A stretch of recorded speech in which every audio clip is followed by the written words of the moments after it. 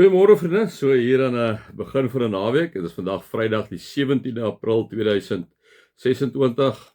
Mag dit vir julle sommer net 'n wonderlike naweek wees wat voor julle uitstrek. Kom ons raak net so vir 'n wyle stil.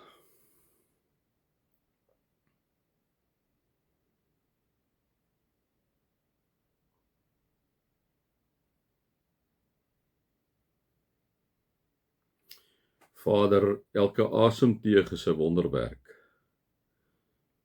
Elke asemteug wat ons gee is 'n stukkie genade wat U vir ons gee. Elke asemteug wat ons gee, Here, is liefde wat U oor ons uitstort. Want Here, U is die een wat oor lewe en dood heers. U is die lewende, almagtige, alomteenwoordige God, Vader, Seun en Gees.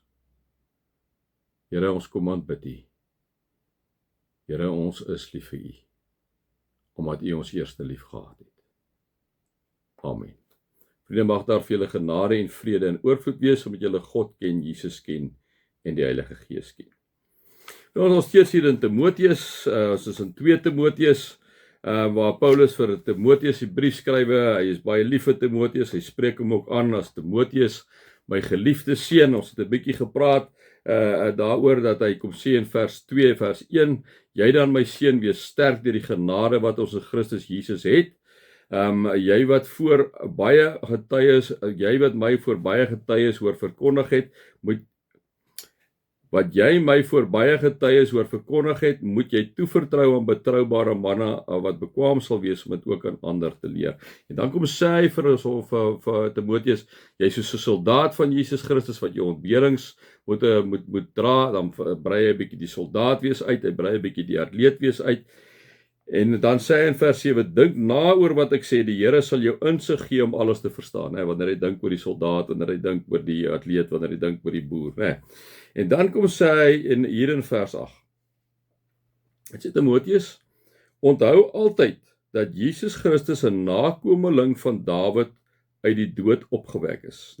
Onthou dat Jesus opgewek is, Timoteus. Hy is nie meer dood nie, hy is opgewek. Dit is die evangelie wat ek verkondig. Die evangelie wat Paulus verkondig is 'n Jesus wat opgewek het uit die dood, opgestaan het uit die dood, opgevaar het na die hemel en wat weerkom. Vir hierdie evangelie, sê Paulus, ly ek verdrukking, selfs in boeye soos 'n misdadiger, maar die woord van God kan nie geboei word nie, Timoteus. Die feit dat Jesus uit die dood uit opgestaan het, die feit dat Jesus leef, dit kan nie geboei word nie. Ek kan geboei word, hulle kan my te nakom, Timoteus, maar hulle kan nie die evangelie en die woord van God boei, alwil hulle ook. Daarom, sê Paulus, omdat hulle die evangelie nie kan boei nie, omdat hy so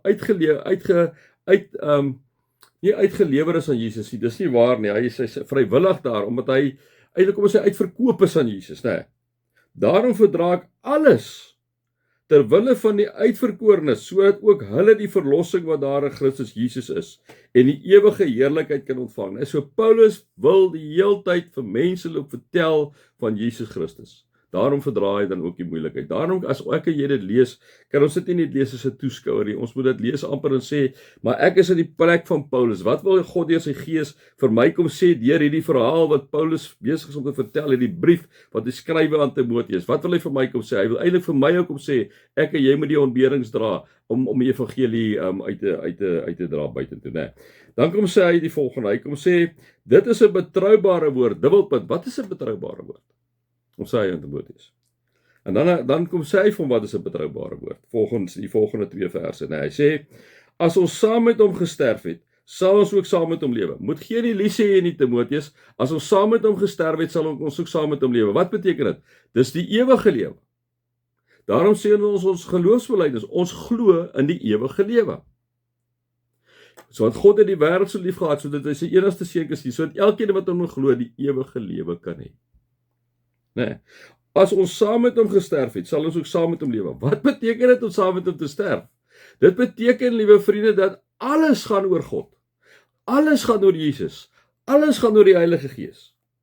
Dis tog waarin staan. Daarom kom sê hy vir hom hierso vir Timoteus in vers 3, draai jou deel van die ontbering soos 'n goeie soldaat van Jesus Christus, 'n soldaat in aktiewe diens wat sy bevelvoerder tevrede wil stel, bemoei hom nie met die dinge van die gewone lewe nie. 'n Atleet wat aan 'n wedstryd deelneem, kan die prys wen slegs as hy volgens die reëls meeding, né? As ons saam met hom gesterf het, sal ons ook saam met hom lewe. Dit beteken ek en jy moet aan selfsug sterf. Dit beteken ek en jy, kom sê Paulus, moet alles wat ons doen gefokus wees op God. Wat is die belangrikste vir God? Wat is dit wat hy wil? Nie wat ek wil hê nie hoe ek seer gemaak of te nagekom word of wat ook al, liewe vriende, maar wat is dit wat God wil hê? My oë gerig op God. En partykeer moet ek sterf van myself. Partykeer moet ek sterf van my eie selfsug, aan my eie ek, aan hoe ek 'n ding wil doen, né? As ons saam met hom gesterf het, sal ons ook saam met hom lewe. Wanneer ek en jy sê, Here, hier is ek met my volle menswees en my sondigheid, kom lê ek voor U neer. Here, kom begrawe my saam met U. Sal ons ook opstaan saam met die Here Jesus Christus en sal hy in ons opstaan. En wat beteken dit? Dit beteken dat alles gaan nou oor hom. Wat is vir hom belangrik? Elke besluitjie wat ons neem, elke optrede wat ons neem, sal dit wees, liewe vriende, dat ons dit doen vir Jesus. Sal ons besluit maar ons moet hierdie ding en hierdie spesifieke saak op so 'n manier hanteer en op so 'n manier sal ons dit doen, hè. As ons saam met hom gesterf het, sal ons ook saam met hom lewe. En Jesus het gesterf, liewe vriende, ter wille van ons.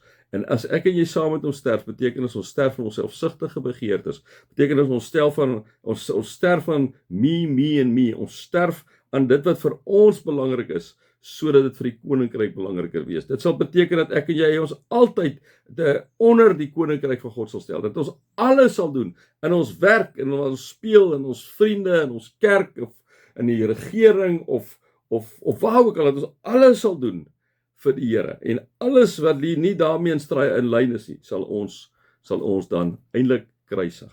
Nee. Kom sê hy.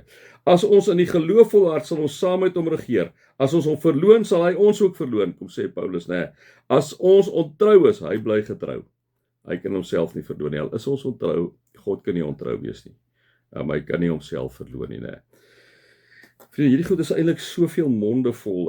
Jy kan eintlik net eenvoudig nie vinnig deur hierdie goed gaan nie. En wat ek al baie vir julle gesê het, 'n ou moet vir jouself sê, jy moet dit nie as 'n toeskouer lees nie. Dis ons probleem dikwels, ons lees dit om 'n bietjie info te kry. Ons moet dit lees om te vra, Here, wat kom sê U vir my? Wat kom sê U vir my? Jy moet jou in die plek van Timoteus en in die plek van Paulus sê. Dis hoekom die Bybel tog daar is vir ons om te lees, want dis duisende jare teruggeskrywe. Maar wat kom sê dit vir my? O Heilige Gees, kom hierdie gedeelte wat in spesifieke konteks geskrywe is daai tyd. Wat kom sê dit vir my in die jaar 2026? Kom help my asseblief daarmee, o Heilige Gees. Nee, dis wat ek en jy moet vra. Mag julle God se liefde ervaar, sy genade en sy teenwoordigheid. Amen.